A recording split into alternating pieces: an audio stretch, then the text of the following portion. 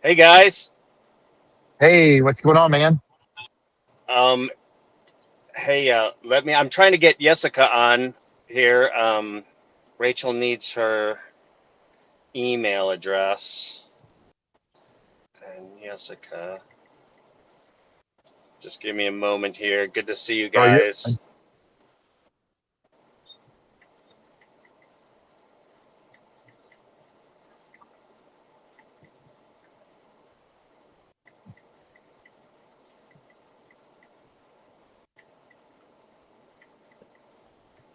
Hey, Chris, how you doing?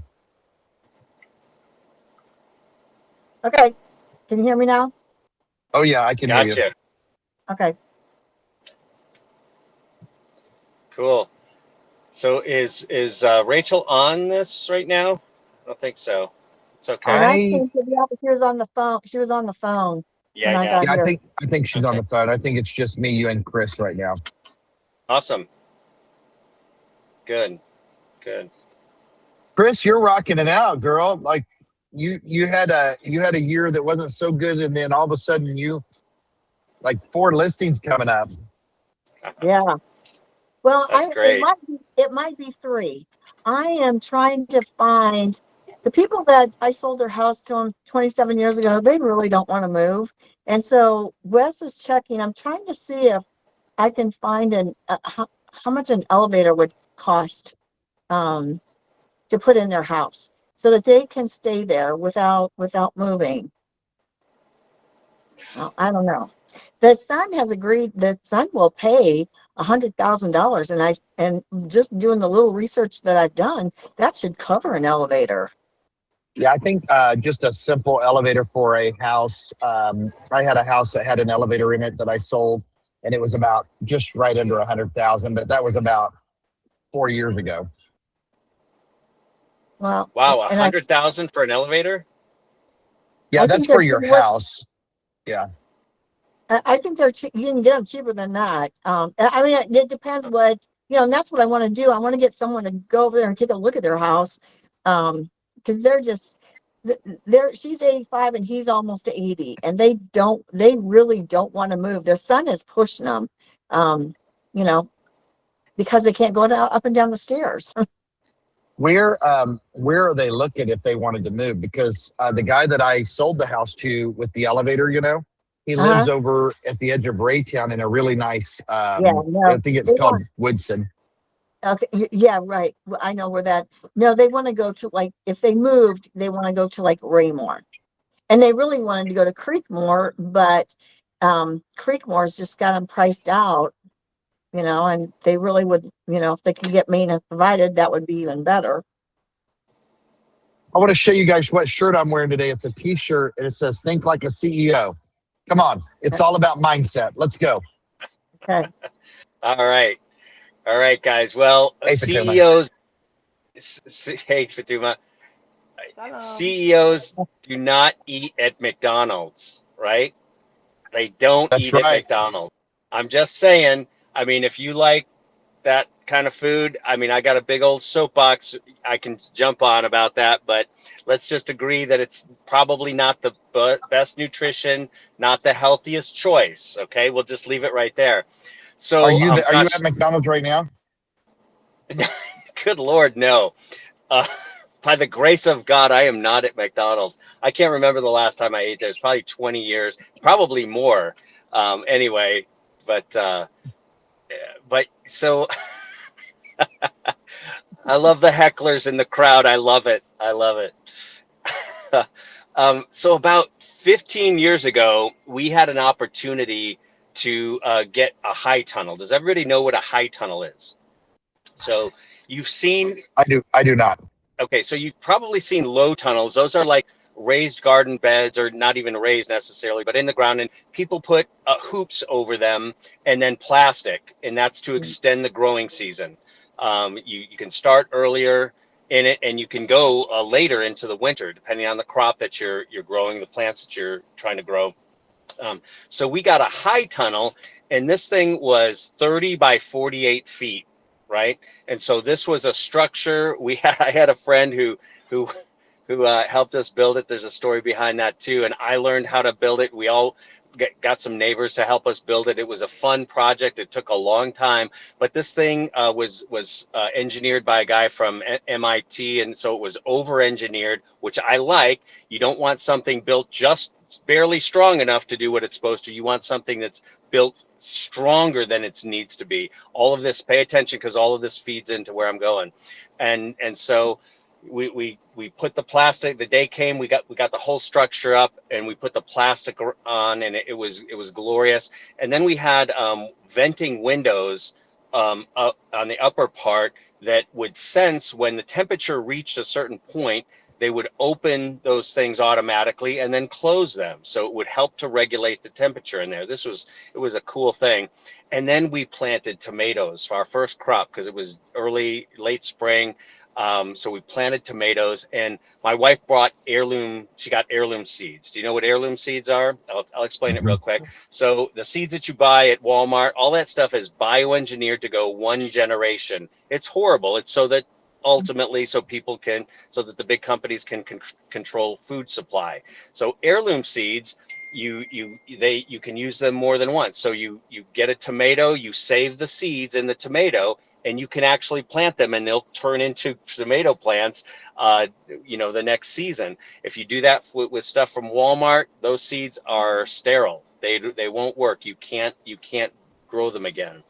Anyway, so we got all these heirloom tomato plants, and when they came in, let me tell you, they were the most delicious thing I'd ever tasted. We had Brussels sprouts as well. My kids would go out to gather the Brussels sprouts ostensibly, because when they came back in, I'm like, where's the Brussels sprouts? And they're like, we ate them, because they were so good. They were like butter, right from the plant, and they didn't have that bitter taste.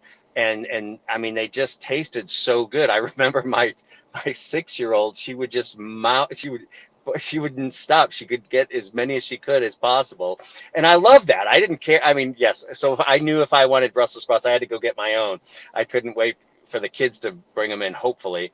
And so it was so much fun. And these tomatoes, it was a time where I was doing a lot of fasting. And so when you're fasting, your body is really sensitive to foods and nutrients. And if I would eat better, I might be able to speak better. And so I'm not at McDonald's, though, honestly. And so I would go out, and we'd raise these little cherry tomatoes, and they were orange. They were like sunrise cherry tomatoes. And I would pop one of those things in my mouth, and it was like a nutrient explosion in my mouth, and my whole body responded. I could feel the nutrients that were feeding my body, that my body was hungry for.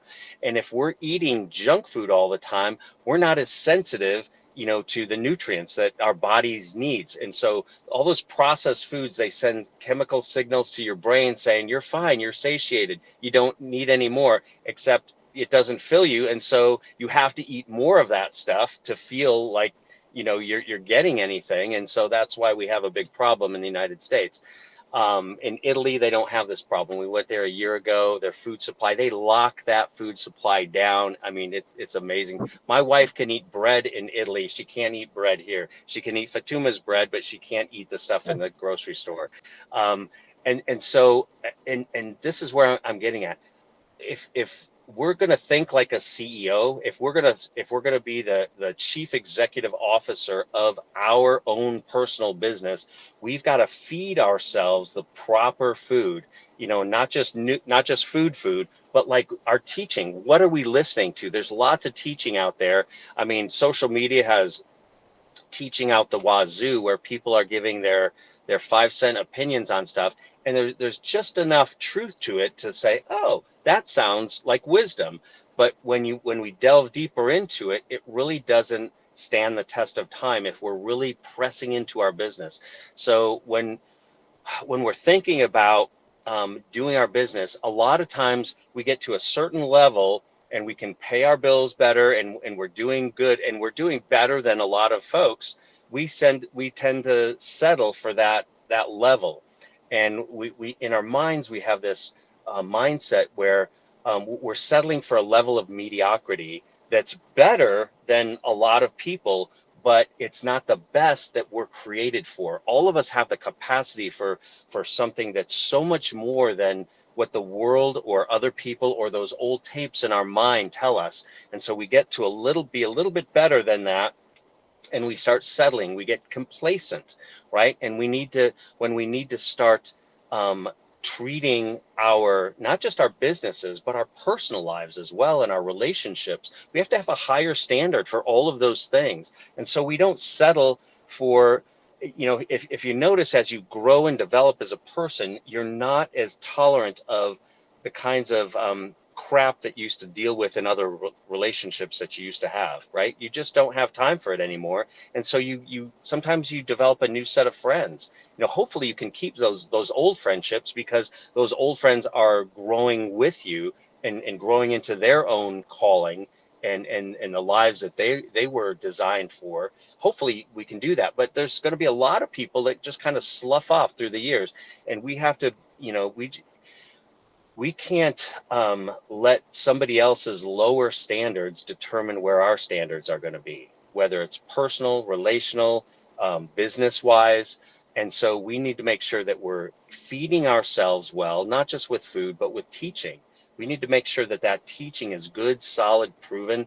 One of the things I love about Keller Williams is that Gary Keller has tested so much of the stuff that he's being taught within the company, and this stuff is tried and true. You can, consistency over time yields results. And when we employ those skills, those strategies, at first it doesn't seem like it's paying off, but over time we see, hey, if we stick with it, we say, hey, this really is working. So we have to choose our food wisely. We have to choose the teaching that we're listening to.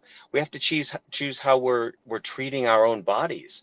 I was talking about how that high tunnel structure was over engineered for what it was designed to do, and a lot of times over the years, if we become complacent with a level of mediocrity and we continue to operate in that, pretty soon that complacency brings our own abilities down. And so we have to rebuild them. We have to strengthen them. I just got out of a training session. I've been meeting with a trainer on Thursday mornings for the last 8 years. And we were working out, and I asked him for more weight. And he's just like, wait, who is this? Because he was really testing me, and it was really hard. It was a difficult workout, but I knew that if I wanted to get better, if I wanted to beat Chris Pinion in a triathlon, I had to train better, right? And so I have to challenge myself, and I have to go through the discomfort. Let me tell you, I'm going to feel this the rest of the day. I'm probably going to feel it tomorrow morning as well. But I know it's ultimately for a purpose. And so when in real estate, a lot of times we'll get to a point where I'm doing, 2-3 transactions a month, and I feel like that's good. But if we just challenge ourselves a little bit more and we start doing 4, possibly 5, I realize that I'm capable of 4 or 5 transactions in a month. But it's challenging, and depending on the circumstances of each transaction, right? Sometimes one transaction is enough, right, Chris? Sometimes you run into a bunch of garbage in a transaction. It's like, oh my gosh, this is testing me. And but if and again, the better we get, the more experience we get, we start choosing our clients better, coaching our clients better, right? Setting the expectation up front, right? You guys are good at that, Chris and Chris. I know, I've listened to you. You're good at preparing your clients ahead of time, so they know they're not going to freak out when the inspection comes back and it's a volume long, and you just, what to help your clients anticipate, what some roadblocks could be. And so as you do that, as you get better, you can handle more transactions during the course of a calendar month, so to speak. And so it's all about, okay, I'm here, but I want to get better.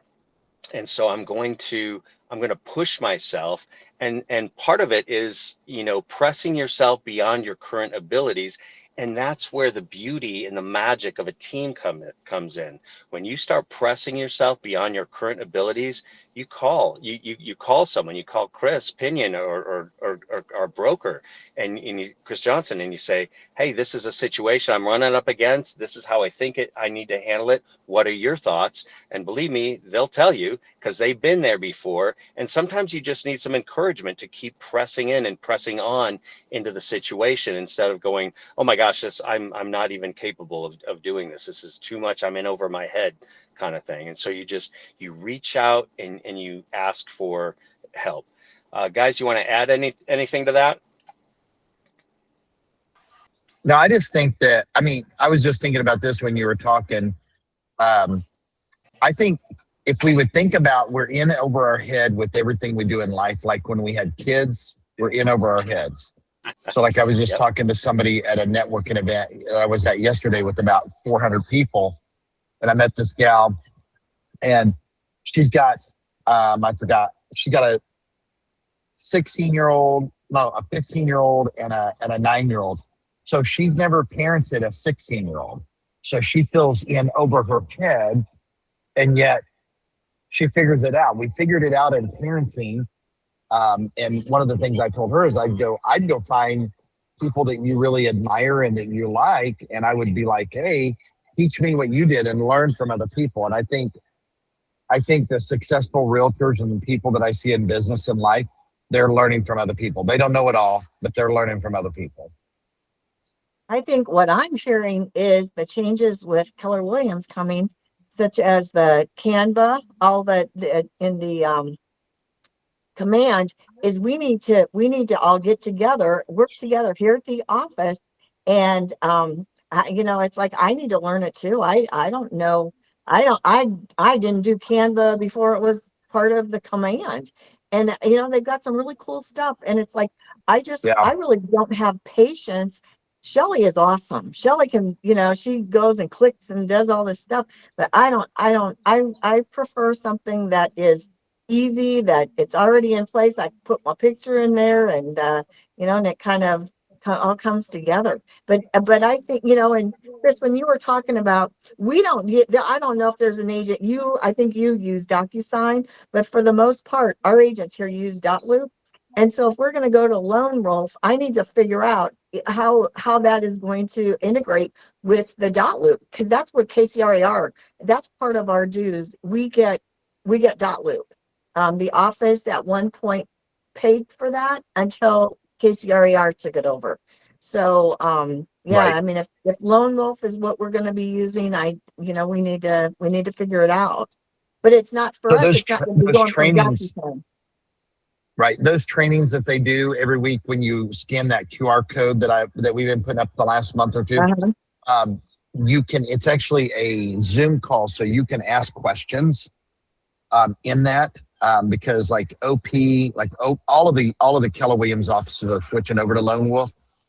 And so I agree with you. I like your idea. Hey, David, what about this? And I'm going to ask this to you, Chris, too. What about if we had Shelly? She's a good teacher. That's what she's done for so long. Right. What about if we had her teach a class, maybe an extended class? We'd do a team meeting and said, okay, the break in the team meeting, but we're going to continue going. If you want to learn, you can stay, and then maybe get one of our partners to bring in lunch and do a teaching on Canva. Well, I think that would be beneficial for everybody to know what, our products are, what's in our command. Because if we have a lot of new agents in Fatuma, I mean, it's eventually, you're gonna want to use it, and even if you don't have listings, you could be using Canva to promote other listings, or with other agents' listings. I mean, it's just, I think that using the products that we have, and becoming competent doing it, I think that's going to be important as we, continue to grow. Yeah. No, I like that idea of having an in-house teaching session on it. It's real good. Well, Ian, don't forget we have Michael Lewis Marketing that Right. that has integrated Canva into that. But I think starting with somebody in-house like Shelly, Shelly's a good teacher, and getting her for maybe maybe we say, hey, July, this is just an idea. The first Tuesday in July is a CE class, but maybe we say the rest of the team meetings in July are going to be Canva related and marketing related, and we get Shelly to do some teaching, and then David, maybe you and I, get Michael Lewis or somebody from his organization to do a Zoom. I don't know. I'm just brainstorming. There was an email. Yeah, there was an email this morning about, I think it's like June 18th is the Michael Lewis, and it's talking about doing that Canva, going over I don't know. I wrote it down. I printed the flyer at home. It was like 3 pages. I'll take a look at that when I get back home this afternoon. But because that might be something too, that as a group that we could have it on the screen in the training room and watch it. That's a good idea. Yeah, I like that. We all learn differently. Yeah. No, that's true. And the more ways, the more modes that we can use to offer to teach people is good too. That's a great idea. Great ideas. Yep. Yeah. Okay.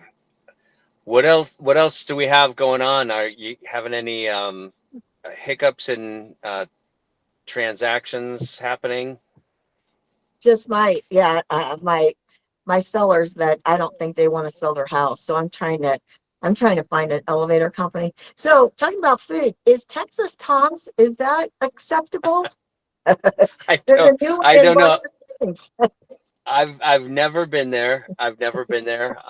There's a lot of food that's very tasty, but not necessarily. I find a lot of food sources in the United States suspect. I immediately have that, bias. So I do a lot of cooking at home. I do a lot, and that's great.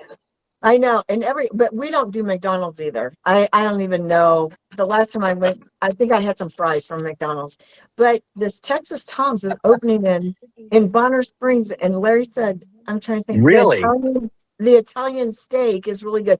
And I remember when I moved here in 1979, there was one on Shawnee Mission Parkway, and it was the tenderloin is what I got, and I don't know. I think I'm going to have to go try it out.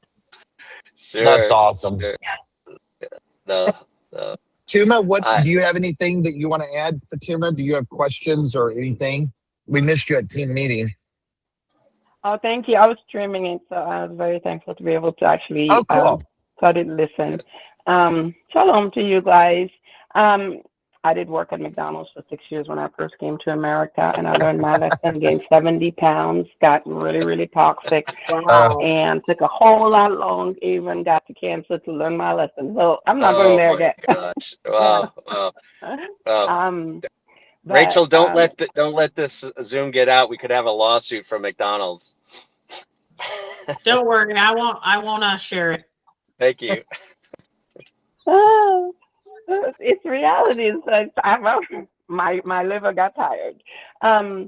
But yeah, it's been challenging, but I think that everything that you said today was helping me. It's almost as though my prayers been answered, because I was feeling kind of stressed with this whole Canva thing. So Chris was really speaking my challenges about like putting together the I'm not very artsy, and I have learned to know what I'm not good at. And so when I'm not good at something, I get frustrated a little bit, but at the same time, it's a lot easier for me to just find somebody that's good at it and then learn from them. Yeah, I agree. And I'm just not an artsy person. I just know that. And so it's really been it's helping to know that is a possibility to learn all these things. But I think I also focused on the wrong thing. I'm trying to understand like too many things at once instead of just my orientation is on the 15th,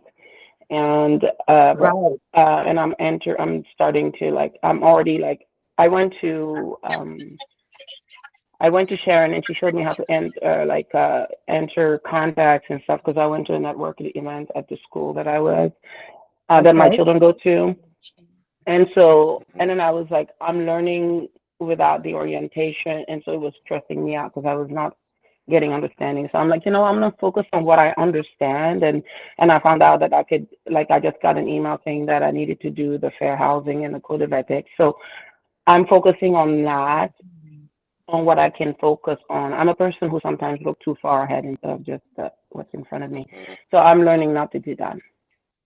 And it will all come together, Fatuma. It will. It's, I know it's a fire hose right now. You are just taking so much in. But someday it's gonna, and it won't be that long. You're a smart gal. It will all come together and it will make sense. Amen. I received that. I received in the name of Yeshua. Yeah. Let it be not wrong at all. Yes. But I'm learning to be patient too. It's good and humbling to be in an area where you do not know what you're doing, because it reminds me that it's very easy to be comfortable when you are in your expertise and something that you've been in for so long. And then you jump into something else and you realize that there's a whole area of expertise as far as paint is concerned. That's very, very, very humbling, And that is a thick process. Yeah. Think of it like this. Think of it like when you became a nurse, an RN. You were learning all the medical terminology. You were learning how to the doses for medicine and everything. And it was overwhelming. But now, if I said, hey, if I asked you about, now I don't know if you remember, but like if I just said, hey, we need to give ketamine to somebody that is 350 pounds, boom, you would just like, okay, I need to give this, this, and this. But in the very beginning, you were overwhelmed. So it's just like that. And I think if you've been a nurse, real estate's going to be easier. It's just diving into a new area, learning it. And then all of a sudden you're like, and it's just like nursing. It's ever changing. Yes. And medical. Yep. I appreciate that. It is true. And I believe that I will get there. I'm just taking steps and being patient and doing all the things that I need to do, just like for any area in life, and keep a teachable heart and understanding that whatever I'm doing, I just got to keep doing every day. And then the diligent hand shall be made fat. I'm just got to keep doing it. When I am like feeling like I do not know what I'm doing, but I'm doing something, when I feel that way I don't feel like I'm giving up. Yeah. Well, the best advice I would give you, and I know that Chris Johnson, our broker, and David, our team leader, will tell you, I would just go out and do open houses. Like people, I see a lot of agents want to sit around on their computers and they want to get their business cards and they want to order this and they want to understand this. Listen, go out to open houses, do open houses, and get clients. And when you get clients, this is what I did with my first four clients, and my first four clients came in 1 month. I just sat down and I made phone calls and I learned how to do it one by one by one. And it was just through the repetition of filling out the contracts that I was like, oh, this is what you do. Oh, this is what you do. Yep. Don't sit around and try to figure it out. You need to start making money. So get into open houses and start doing open houses and start getting clients. And we will serve you and help you and walk you alongside it. And then you'll learn it. Yep. I really appreciate that. So how do I find out like the days of the open house? Is there a place to go to? Because I was actually thinking about when are the open houses. I honor the Sabbath, so I do not do anything on Saturday or business related things on Saturday. So I will. I want to do any other day, Sunday through Friday, but I need to know when they are so that I can prepare myself. And then so if you're gonna help another agent, then you would just want to put on our private page, hey, I'm wanting to learn how to do open houses. Find out who's doing open houses, like at team meeting. And then when you start doing your own open houses, then you decide. You find out who has a house. Like Chris has a couple of listings coming up. Maybe say, Chris, can I hold one of your listings open? And then you decide the day and the time that you want to do that. And then we'll walk you through it, how to do the open house. Sharon That's what our productivity coach is there for. She will walk you through. Sharon will even go to the open house with you, Yeah. and she'll Sharon is help you. really, yeah, Sharon is real good about reaching out, finding out who is having an open house. Like, weekends or, and there's even people that are doing like the Thursday or Friday, late afternoon, early evening open houses, which I haven't done one of those for a long time, but right now I only have So my you mean to one tell house. me, go ahead. Go ahead. You mean to tell me that like I don't have like if somebody has a house that they're trying to sell, I could just volunteer an open house for them. It's not like, hey, I'm just now not I didn't realize that. Yeah. Yeah. So I can basically schedule an open house for anybody else. But do I have Yep. like okay, my orientation is on the 15th. Am I allowed to do that before the 15th, or am I supposed to do it after the 15th? Until which case, So go ahead. yeah, so Brandy it worked a lot with Hannah. Brandy was going to doing open houses with me, and then she has now been working. Her and Hannah have done open houses for several months. They do them together, um, and so maybe reach out to Brandy. I know Brandy's got that house up in what is it, Atchison. I don't know if she's got another open house coming up this weekend. My house in Lee Summit, I've held it open 3 times. I had Rhonda there, and I had Maytel there when and it's like no one. It's too far out, I guess. No one comes, and so that's not a good one to do. You're not gonna. So far, it's nobody comes, so that's not a good one to do. But I've got a listing coming up in um, Olathe. That will be a really good one for someone to do an open house, and that might be a good one where there's a couple. You go with a more seasoned agent, or me. I mean, I don't know. I don't really. For me, I'm already getting the listing side. I would prefer to have another agent. If somebody in the office wants to hold it open, that's my preference. Okay, so then what I'm understanding you like say is that if until the 15th, it would be good for me to even after like while I'm learning, but until the 15th, I must go with at least Sharon. But I can come to you, anybody who has an opening, and be like, hey, I have Sharon with me because she's already seasoned, and then you can give me the codes and everything, and I can go schedule something for you on that time. And then usually when you have it, you have do you have like a list where people sign up, and then that's how you get your contacts, or how do you do it? Do what?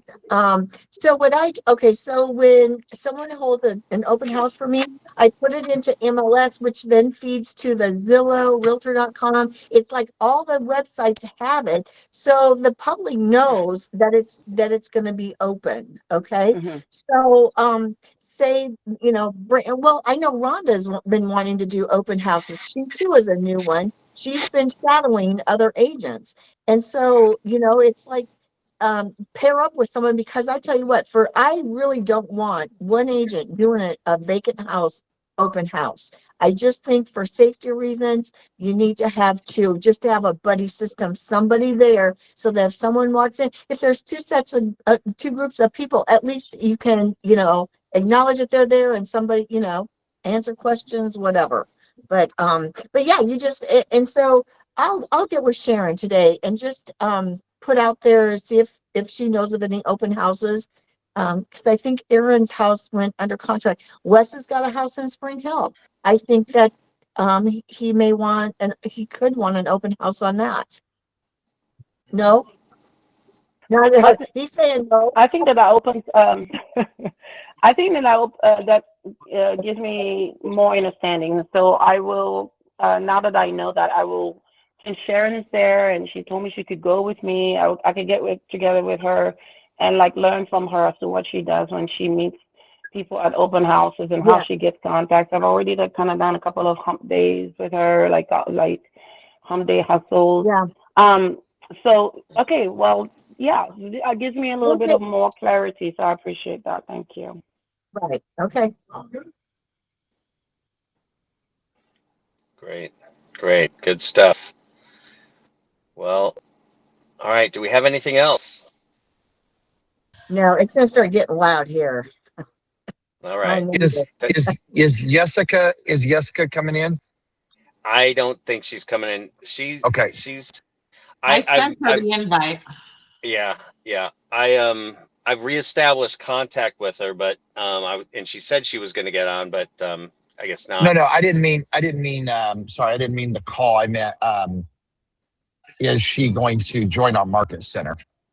Well, I've reestablished contact with her, and she got back in touch with me about 5 minutes before our mastermind, and she said she was going to get on, but I'm going to follow up with her right after we're done here. Is the last name Ortiz? Cool. Just so. Jessica, yes, it is. Right when I was getting on, somebody was talking, and there was a Jessica Ortiz joined. Oh. And then I think she might have kind of left the call, but there was a name that said Jessica Ortiz joined. Okay. So she might have tried, and then something happened. Sure. Yeah, something could have happened. Yeah, I'll reach out to her afterwards. But yeah. Hopefully we'll get her into our market center here. Just so you guys know, our goal as a leadership team is 6 new agents for the month of June. So if we get Jessica in there, that'll be 2. And we're working really hard at that. So if you guys know of anybody, especially you, Chris, like if you know of any other agents that you think would be good, even if the ones that are with, like they have been at our brokerage before, or they've been at our office, but they're at another brokerage, let David and I know, or maybe make an introduction and let's start having conversations. Yeah, Chris, I've got an appointment with Matt Braswell today at 1:30. Oh, sweet. Yeah. So I'll let you know how that goes, Chris Johnson, and then you following up with him, I think would be a big deal, because he wasn't responding to me after he made that offer, but after you got in touch with him, bam, it was like he was on it. Yeah. I don't know if it will happen, but I gave 2 names to Rachel, 2 ladies that I know, to get on the KISS score. So you got a call with one, and I talked to both of them. Thank you so much, Fatuma, for sending them over. I've got one of them scheduled to come in on Monday, and the other one said she had talked to her husband, but hopefully I can get her in on Friday or maybe a different day. I'm not sure. But yes, we'll be scheduling for both of them to come in. So thank you so much, Fatuma. Hallelujah. Oh, Matt just said things came up, so we're going to try for tomorrow. So we'll see. We'll see how that goes. Oh, okay. All right. Stay on top. I want to thank you for everything. Yeah, I will. Yeah, Fatuma, thanks for joining us here today. Thank you, Fatuma. Thank you. Yeah, it's good seeing everybody. All right, y'all. You too. All right, see you guys. Take care. Bye-bye. All right. Bye-bye. Yeah. Bye.